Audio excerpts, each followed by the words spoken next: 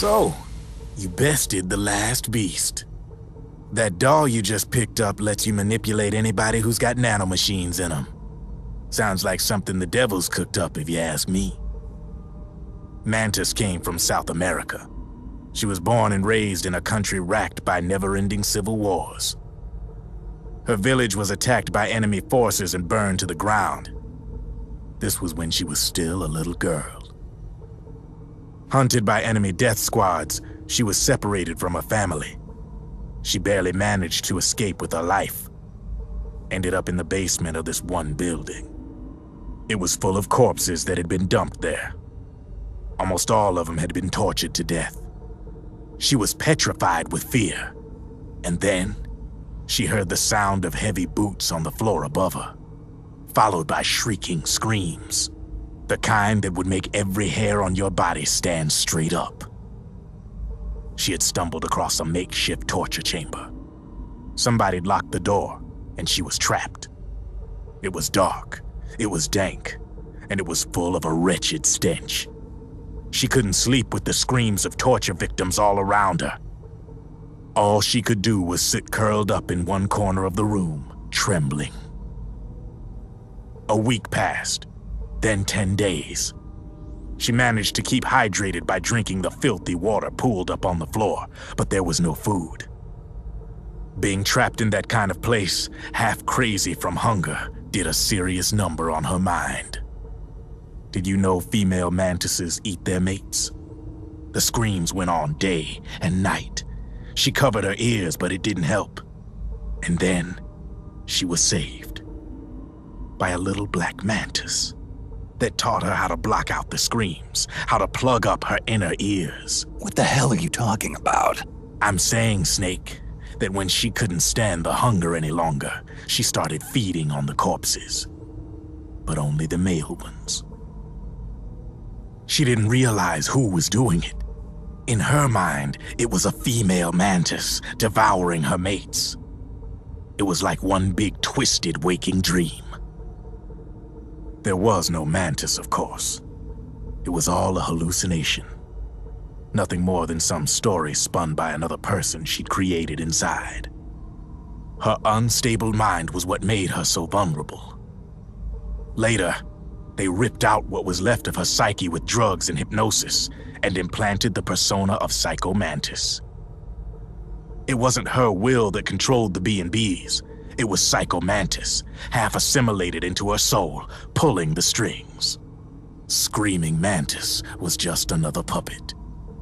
Anyway, she survived several weeks down in that hellhole and finally got back to the surface. But the screams in her head didn't subside. They would always be with her. Only this time, they weren't real. The inner earplugs didn't work anymore. The black mantis had disappeared. There was no place left to escape, which is why she was always screaming, to drown out the ones in her own head. But it's over now. You freed Mantis from that dark nightmare. The last of them beasts. You got it, pal. Well, I'm done playing storyteller for a while. Now get going. GW's waiting. And this time, you get to make up the ending.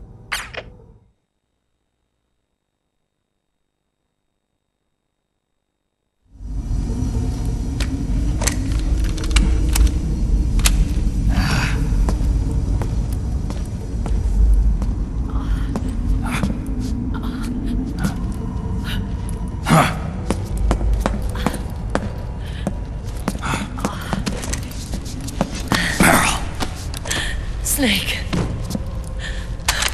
Where's Johnny?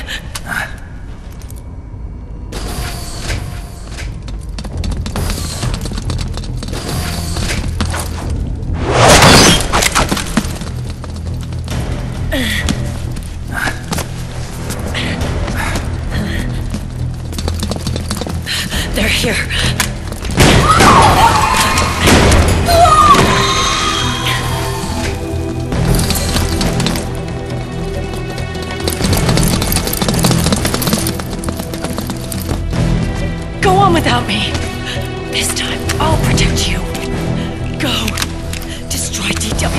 still time.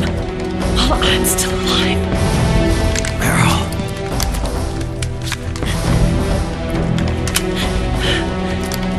Snake, the corridor ahead is full of microwaves. Yeah. No way I'm getting through there uncooked. I'm sorry you got dragged into this. This time, I've got your back. We'll meet again on the other side. Go! Hurry!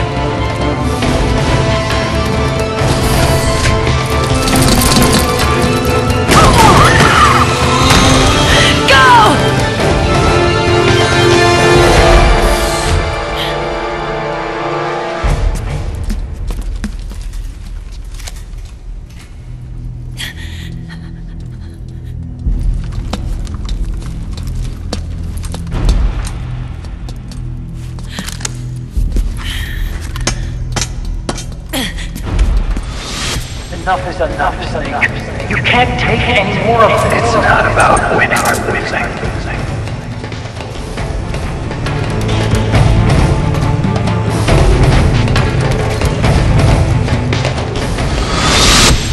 Tongues of dying men enforce attention like deep ponds where words are spent. They are seldom spoken. Why don't we get somebody else? It's our duty.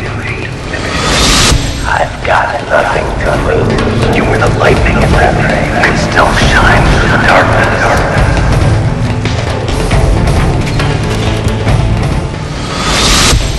Go!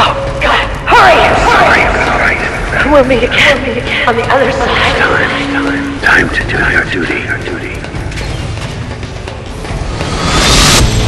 Failure will spell doom for the human race.